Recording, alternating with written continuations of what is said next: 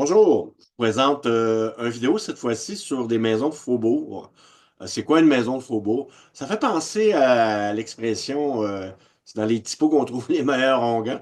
Alors, souvent, on va retrouver des petits bâtiments ici et là dans nos villes. Et on leur porte pas beaucoup d'attention. Souvent, c'est des bâtiments aussi qui n'ont pas une architecture spectaculaire. On pourrait dire la même chose des maisons shoebox, des maisons de vétérans ou les petites maisons de colons français en pierre qui étaient tout petits, tout petites. Alors, les maisons de faubourg, on pourrait les rentrer dans cette catégorie de bâtiments qui ont une représentation historique très intéressante. Moi, point de vue architectural, vu que c'était d'une classe pas très aisée financièrement, ça donne des bâtiments très humbles. Mais leur histoire est vraiment intéressante. Alors, on remonte aux origines de Montréal. Montréal va se développer à l'origine dans le Vieux-Montréal, qu'on appelle maintenant. C'était la vieille ville qui a été fortifiée. C'était ceinturé d'une fortification en pierre. Là. On le voit que ça longeait essentiellement la rue McGill, la rue Saint-Antoine. On est dans le coin de la rue Saint-Hubert pour l'extrémité est des fortifications. Et éventuellement, pour sortir de la ville, il y avait un ruisseau de l'autre côté. Alors, pour développer la ville, pour sortir de la ville, pardon, il y avait une seule porte qui menait vers le nord. C'était la porte Saint-Laurent, qui va me donner le nom au chemin Saint-Laurent, le boulevard Saint-Laurent. Mais éventuellement, en 1814, début du 19e siècle, on va raser les fortifications et aussi, on va remplir le ruisseau. La rue Saint-Antoine, c'était un ruisseau, le ruisseau Saint-Martin. Ça servait aussi de décharge pour les latrines et autres ordures. Alors, on va le remplir. Les odeurs nauséabondes étaient vraiment embêtantes. Alors, mais de remplir le ruisseau, le remblayer, va permettre un développement foncier en continu vers le nord du Vieux-Montréal, de la vieille ville, l'ancienne ville fortifiée. Alors, l'extérieur, on va appeler ça, ces quartiers-là, c'est des quartiers populaires qu'on va appeler les faubourgs. Alors, d'ailleurs, quand on va dans le Vieux-Montréal, sur la place d'Armes, on va voir, c'est dans les années 90, je crois que c'est en 92, ils ont mis à nu des anciennes fondations des fortifications de Montréal qu'on avait rasées en 1814. Alors, quand on est sur la place d'Armes, on peut voir justement distinctement une partie. C'était beaucoup plus haut, mais c'était les fortifications, donc qui empêchaient un peu de développement vers le nord de la vieille ville. Alors, les incendies, quand elles arrivent dans les incendies, quand elles arrivent dans les vieilles villes, dans la vieille ville, euh, le Vieux-Montréal, rapidement, les constructions se retrouvent densément rapprochées, c'est vraiment densément loti. Quand il y a un incendie, c'est souvent catastrophique, là. C'est beaucoup de choses qui brûlent. Alors, éventuellement, la réglementation va exiger qu'on bâtisse en pierre, non plus en bois. Les gens qui n'ont pas les moyens, les artisans, les gens un peu moins fortunés, vont sortir de l'ancienne vieille ville. Ils vont aller dans les quartiers populaires qui vont devenir, aujourd'hui on pourrait dire le quartier des spectacles, le quartier latin, le village, le centre-ville, c'est la rue Sainte-Catherine. Alors, c'est les premiers quartiers populaires qui vont naître à l'extérieur de la vieille ville. Il y a un autre événement qui se passe aussi dans la vieille ville, mais aussi dans les faubourgs que je viens de vous nommer. En 1852, il y a un grand incendie et on va exiger par la suite, suite à cette catastrophe, euh, de construire dans les faubourgs en pierre ou en briques. Il y a des gens qui vont faire la même chose qu'à l'époque du régime français. Ils vont déménager, vont aller s'installer en haut de la côte de la rue Sherbrooke, dans les quartiers qui vont devenir le plateau Mont-Royal, pour construire des bâtiments en bois. Donc, ces maisons-là, qu'on appelait une maison faubourg, on en retrouve quelques-unes dans les quartiers populaires, les anciens faubourgs, mais aussi dans le plateau Mont-Royal. Alors, donc, la vieille ville, on pourrait appeler dans le quartier Ville-Marie.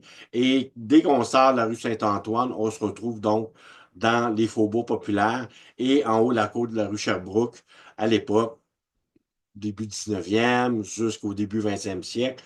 C'est un quartier qui n'est pas encore très urbanisé. Il y a des gens qui vont déménager là-bas et construire des maisons vraiment intéressantes. Le terme faubourg, selon le Larousse, partie de ville située hors de l'enceinte. Souvent, l'enceinte, c'est le lieu administratif. C'est là qu'on retrouve aussi une certaine bourgeoisie, une élite, une noblesse. Non conservé par un quartier jadis en dehors de l'enceinte de la ville, le faubourg Saint-Antoine, le quartier situé en périphérie d'une ville, une banlieue. C'est un vieux quartier, quartier populaire périphérique. On retrouve une population ouvrière ou ou sinon un quartier populaire, on retrouve beaucoup d'artisans.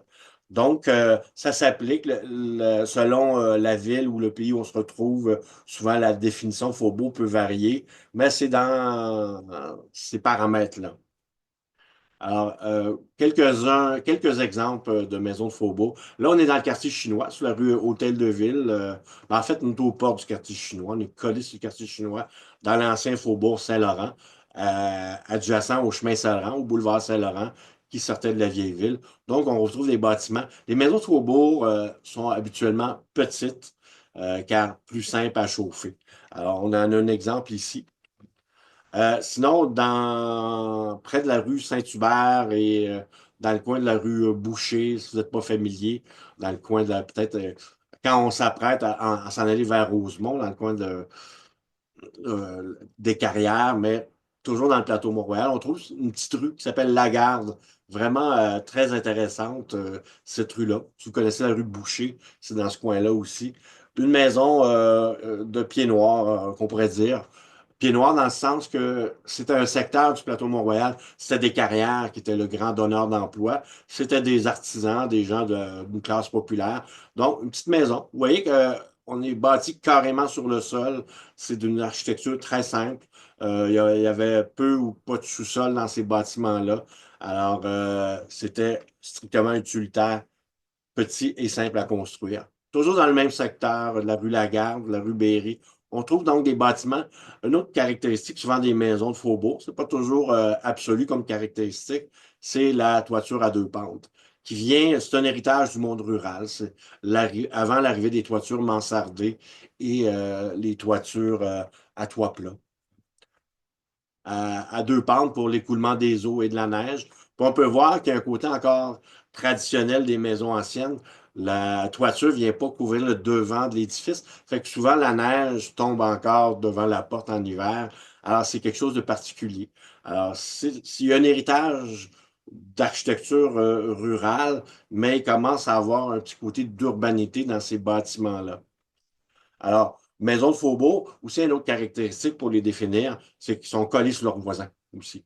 En milieu rural, on pourrait trouver des bâtiments qui pourraient ressembler à ça, mais il n'y a pas de voisins, à moins d'avoir un bâtiment secondaire, là, une grange, un poulailler, etc., etc. Alors, toujours dans le quartier du plateau Mont-Royal, on en retrouve beaucoup. C'est parmi les plus vieilles maisons de ce quartier-là. Sur la rue Saint-Dominique, il y a une maison qui est iconique en raison d'une photo où vous reconnaissez le chanteur Leonard Cohen qui habitait tout près de là. Il habitait aussi sur la rue Vallière. Alors, c'est une maison qui saute aux yeux par rapport à ce qui l'entoure, là. Elle est petite, elle saute pas aux yeux physiquement, mais son apparence est très différente de ce qui l'entoure. Alors, une maison avec une toiture mansardée avec une entrée pour le cheval, autrefois, une entrée cochère, et collée sur le sol. Des belles petites maisons où à l'intérieur, vous avez pièce sur pièce en bois qui va faire l'ossature de la maison. Et on va mettre sur le pièce sur pièce en bois un recouvrement. Comme vous voyez ici, c'est du bois en déclin. Vous allez avoir des bâtiments, parfois c'est de la pierre ou de la brique.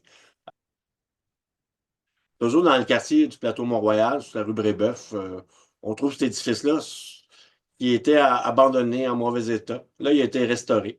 Ça a gardé la même apparence, la même structure, la même typographie de l'édifice. Là, c'est la disposition des portes et des fenêtres sont les mêmes. Fait que je salue là-dessus les gens qui ont fait les travaux. Alors, un des rares bâtiments de l'époque, on pourrait dire, des maisons de faubourg qui existent dans ce quartier. Quand on est sur l'avenue Mont-Royal, près de Colonial, je crois toujours, il y a ce magasin de bric-à-brac qui a beaucoup été modifié. Alors, les grandes fenêtres n'existaient pas, mais à l'origine, il a tellement été modifié que probablement que c'est un bâtiment qu'il n'y a pas réellement de protection patrimoniale à lui donner. Il ne reste plus grand-chose d'authentique dans cet édifice-là. Mais la structure du toit, les fenêtres en lucarne, nous laisse deviner. C'est probablement dans les bâtiments qui se sont construits lors du développement de ce quartier au 19e siècle. où là, on est rendu plus dans le secteur du quartier où c'était des tanneries, l'exploitation. Alors, on voit le même édifice à droite, mais on en voit un plus petit à côté. Je pense que c'est un disquaire qui est là. Alors, des maisons rurales ou de faubourg, comme la discussion, elle serait possible. On pourrait s'obstiner avec moi, mais dans une vidéo, c'est difficile de s'obstiner tout seul. Alors, je vais enchaîner.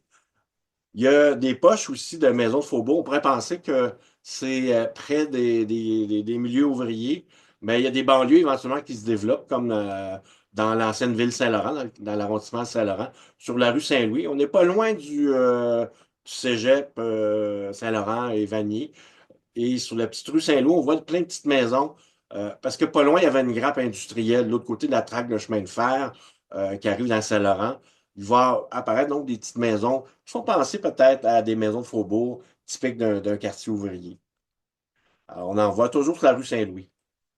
Dans le centre-sud, dans le village, dans l'ancien quartier populaire et ouvrier Sainte-Marie, il y a un petit truc lors de repérage que j'ai adoré découvrir. C'est un havre de paix. On ne pourrait pas penser que le centre-sud, le village et Sainte-Marie, surtout de ce temps-ci. Mais je vous avoue que quand j'ai passé là, c'est bien charmant. On trouve des petites constructions qui nous rappellent cette période des maisons de faubourg.